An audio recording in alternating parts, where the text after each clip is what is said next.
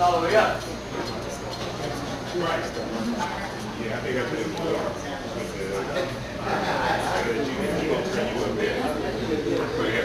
Oh, sorry.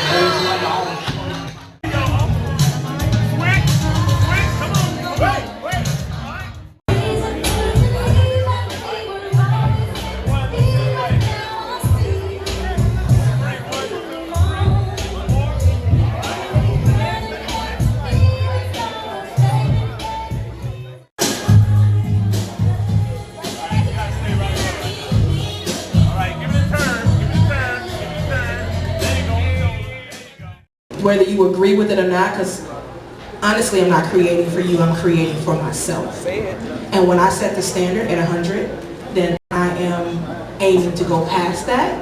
And if you like it, you like it. If you enjoy it, you enjoy it. Just do it. Stop aspiring to do it. That's good, Courtney, that's good. So I'm going to run the same question back to Ms. Zavalos. Boom, we're going to get that right. All right. How can we advance your field, topic, or industry? Hey everyone. So that's actually very important, and you said it when you did present me. I feel like presentation and the way that you carry yourself amongst this field, this industry is very important. First impressions are the most important impression in this industry. So take everything like the biggest opportunity. Just because there's 5 people, you have no idea who's watching you. So every time that there's an event, a photo shoot, a fashion show, anything, any opportunity that's brought to you, give it your 150%. Don't feel like because it's a small show, you've got to be, give it your 150% because you never know who's watching. You never know who wants you. Someone might not like you, but someone else, you might be their everything. So always be 100% with yourself. Always present yourself to the max. Carry yourself. You know why you're there. You know how you carry yourself. You know your worth.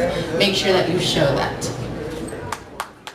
Want to place your designs in their boutique or chain of boutiques, whoever you're viewing as a gatekeeper in your process and your craft, what their role is as a gatekeeper, they're a suit.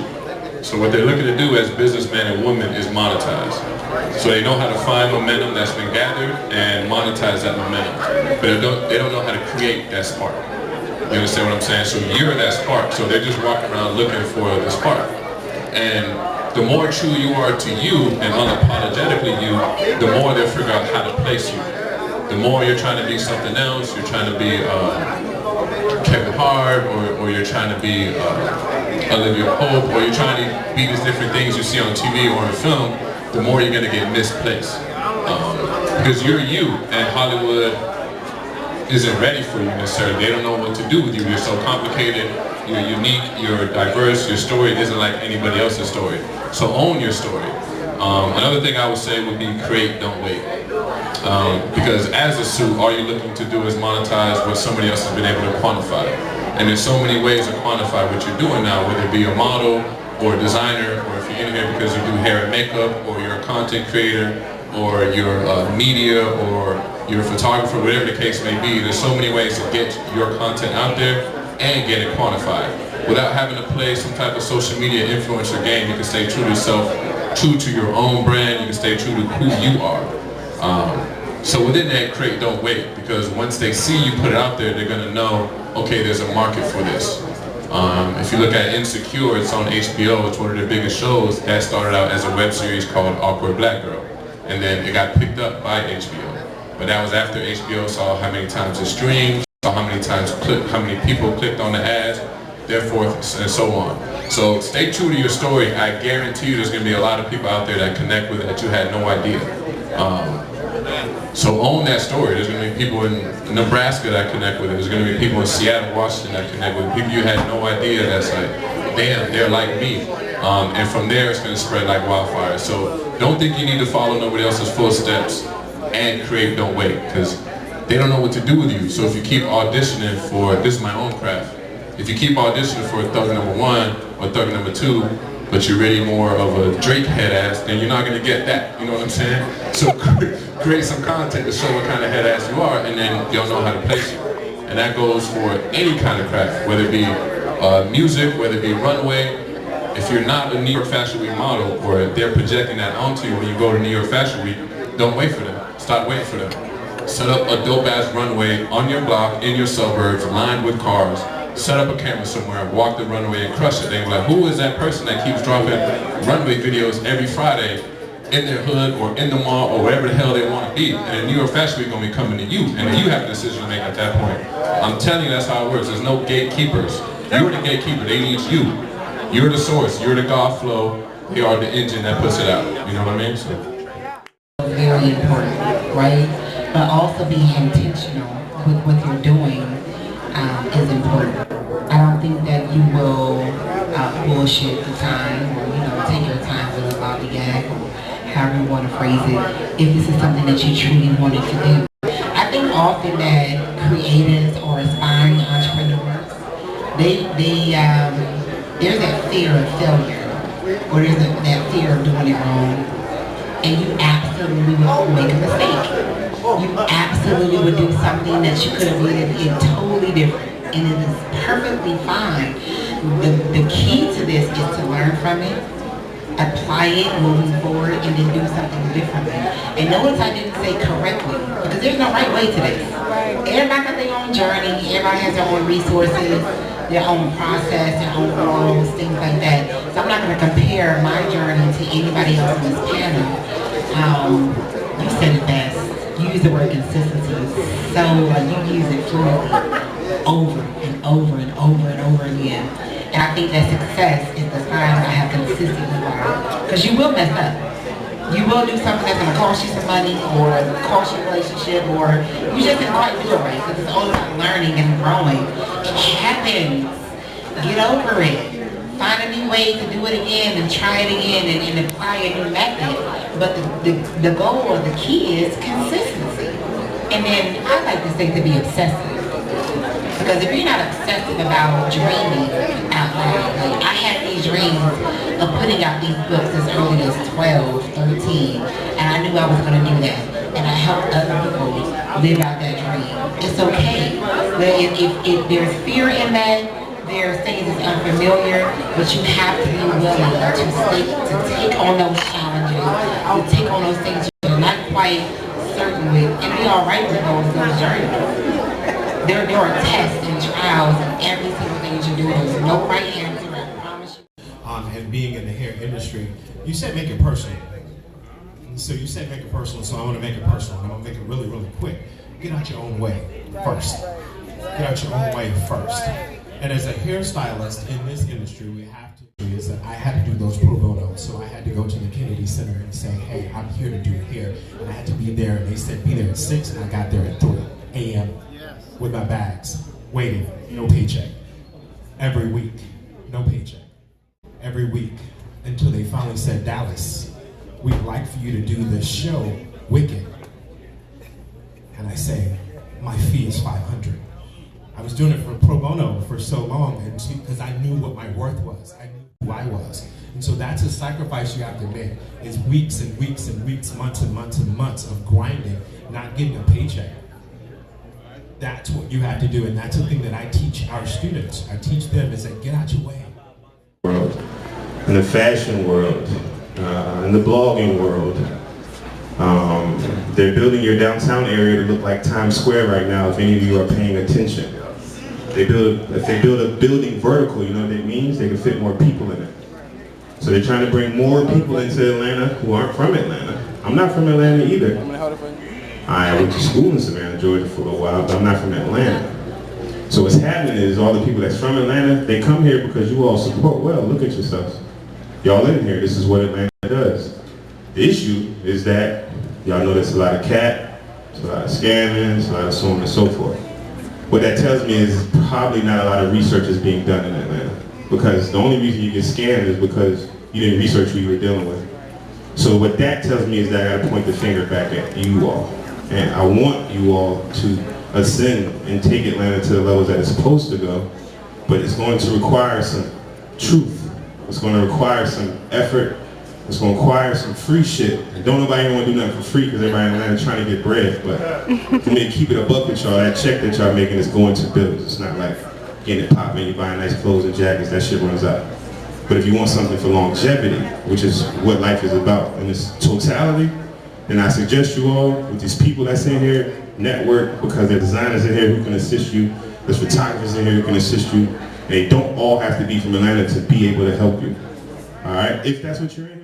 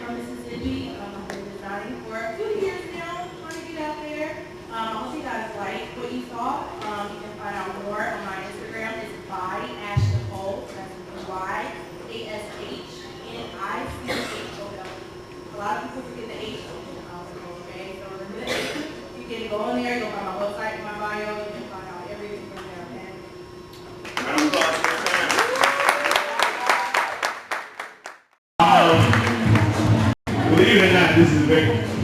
Me and this gentleman here. I curated Christien's his first show in New York. I assisted with Christien's first New York Fashion Week show in 2015, I believe. 2013. I created Christien's first show for New York Fashion Week in 2013. He called me randomly. This is when Instagram was first getting going. We're fraternity brothers as well. Both of us are members of Cap Out the Side. But he reached out to me on Instagram and was like, yo, Luke, I'm going to New York. I'm going by myself. The only other person I've ever seen put anything together was you on Instagram. You want to come? I got no money, but I got an opportunity to pull up. So that was before he was even lit. I took that opportunity. And it paid itself double back because Christian has done Essence Fest. Christian is good people with meeting stars. Christian is good people with Fashion Bomb Daily. I can continue to go. But this gentleman is a very accomplished young man, a very hard-working young man as well. I'm going to pass the mic to him. It's my brother right here, Mr. Christien.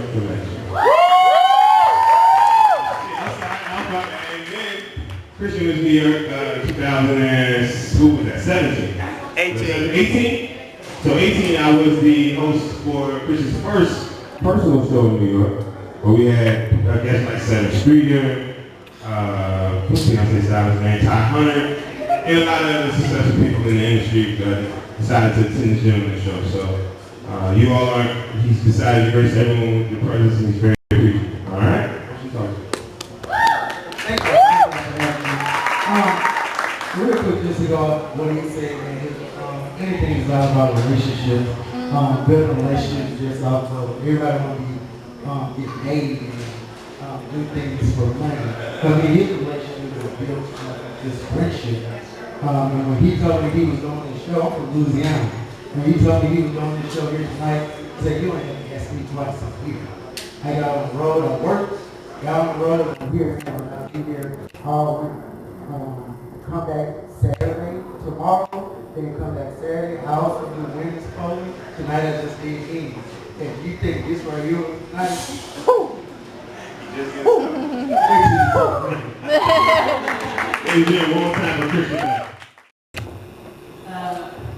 I'm so thankful to be Frank, the BFW, Paul Mitchell. I'm so thankful for being part of Atlanta. I actually love this place. I can't wait to move forward and being in the city and being in the state. You can actually follow me. Bring out the song. Yes, come on. At Layol Loyal. That's LAYOL.LOYA.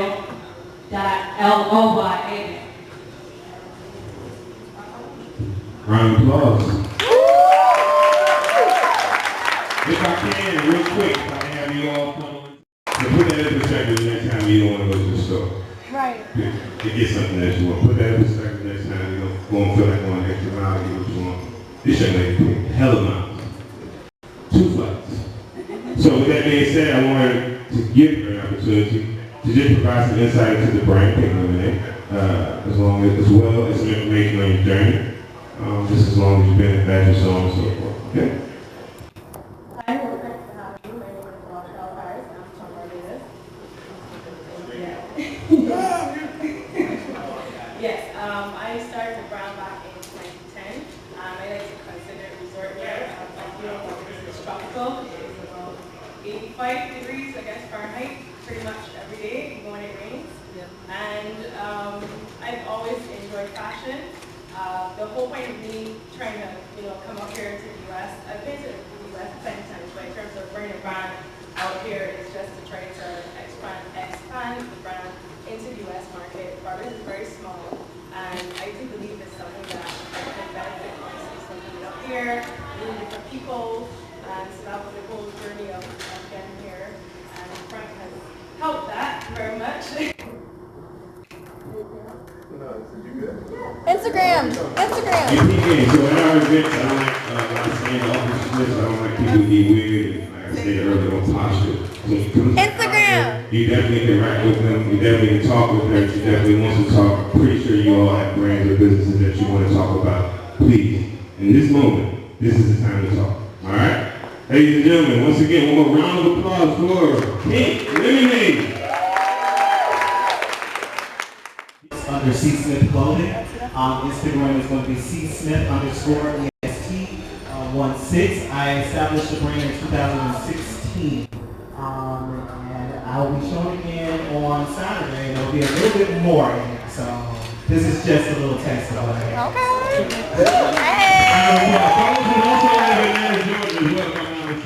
So after I got those photos, I went ahead and submitted them to an agency in Orlando, Florida, and for like 8-9 months, never heard back. And I was like, okay, well maybe this isn't for me. But then I sent them another email like, hey guys, just wondering if I have potential. And they were like, you submitted to us before? And I was like, yeah, I did. They were like, turn it down for me. They were like, well, you must have gotten lost because we didn't see your photos. So that goes to show, like, you might submit once or twice, but if like 30, 40 people are submitting around the same time you're submitting, you're maybe pushed down to the very bottom. So it's okay to follow up. Maybe not by phone call, but by email or whatever the way is that you choose to submit. They submitted me, I submitted myself, they accepted me into the agency, the diamond agency in Orlando, Florida. And the very first job that I got with them was a Kate Spade and Disney ad that they put on a billboard on a main highway in Orlando, Florida. And that was just surreal for me. And that was in 2015. So since then, I've been kicking ass and doing what I do. I don't like to brag, but I am 5'6". I'm not 5'9", I'm not 5'8", I'm barely 5'7". I say I'm 5'6 and a half, but I'm really just 5'6". I'm 27. I signed with my New York agency in September when I was 26. That's way beyond the cutoff age. If you're familiar with the modeling industry, the cutoff age for like New York, Miami, LA, it's like 24, 23. So the fact that I went in there and signed at 26 was unbelievable for me. And people are like, well, how do you do it? Like, how are you getting that done? And it is all about presentation. It's all about confidence. It's all about preparation. Okay, as we go through this industry, you're gonna, the first thing you need is good photos. They're not photos for social media, which is cool. Have your Instagram photos, that's fine. But understand that your Instagram photos and your portfolio photos should be two different kinds of photos. What you want to get the likes is not what's going to get you the agency. That's not what's going to happen. So my portfolio is drastically different than what you see on my social media. Also, I'm confident. And that took like years. Like the modeling industry is hard. You're going to hear a lot of no's. I know a couple of people who got casted for this fashion show who did not end up walking into the show. Some people were bummed out and didn't come. Some people were bummed out and did still show up. But what you want to do is take these L's, losses, and turn them into lessons. Like, how can I be better than this? What can I do different? And that's all that I've done throughout this entire time. Oh, Arlett, we don't like this. Okay, well, let me see what I can do to adjust this so that I'm more comfortable in it so you see it more favorable. Oh, you know, we think that you should do this. Before I even started wearing my natural hair, guys, I used to wear so many wigs and weaves because I thought that was the way to do it. But the moment I went natural, Sports Illustrated invited me up to New York to meet with all the editors. I met MJ, Janine, Joe, all of these people, and they loved me for who I was. Not the crazy hair, not the big makeup, just me. And once I settled, now it's in 2017 for their 2018 issue. And once I really settled into like, this is who I am, once you figure out this is my look, the sky is the limit for you. But it's all about being comfortable in who you are, what you do, and understanding your path. Some of us might not be able to go to New York and sign to an agency. That's okay. But you might be able to be a YouTuber. You can be an influencer on social media, make 5, 6, 7 grand a post. I have friends that do it. You know, you can be a promotional model. You can be a brand ambassador for whatever brand you want.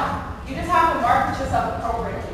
And that is what I have figured out. I work with models who want to be, I want to be an Instagram model. Sure, you want to take the hot photos, gain your numbers, because that's what you want? I can help you do that. Oh, I want to learn how to be a YouTuber. Okay, let's get that done. I want to be an influencer. Okay, let's try to figure out how to tailor that. I want to be a commercial model. Okay, let's get you the right portfolio. Let's get you the right agency for your look. Are you a curve model? Are you 5'8", super thin? You have curves. You know, different agencies do different things for different people. You have to understand where you fit in the industry. And yeah, so a good synopsis of like my understanding of like what I do, my understanding of the industry. And I am more than free to open it to questions if you guys have any questions, or if you guys want me to keep spitting information, I can definitely keep doing that. But I think that the main thing you have to understand is this is not easy. Okay, like I've cried, I've been super bummed out, I've almost gave up. Also, this is Sephora, she's my intern. I mentor her, she's amazing. She's done some independent film projects for me. She's led a makeup campaign, and you know, we've worked together through learning how to smile, how to laugh, how to make yourself look natural, how to pose, how to be confident in your body. Because yeah, like I'm slim, but it takes time to get comfortable with who you are. And that's everybody, from thick, tall, small. Like you want to be comfortable with who you are, because that's going to show through your pictures. There were 7 girls at this shoot, this Cream of Nature shoot, that got published. It's been on bus stops, it's been on billboards. my photo to be everywhere.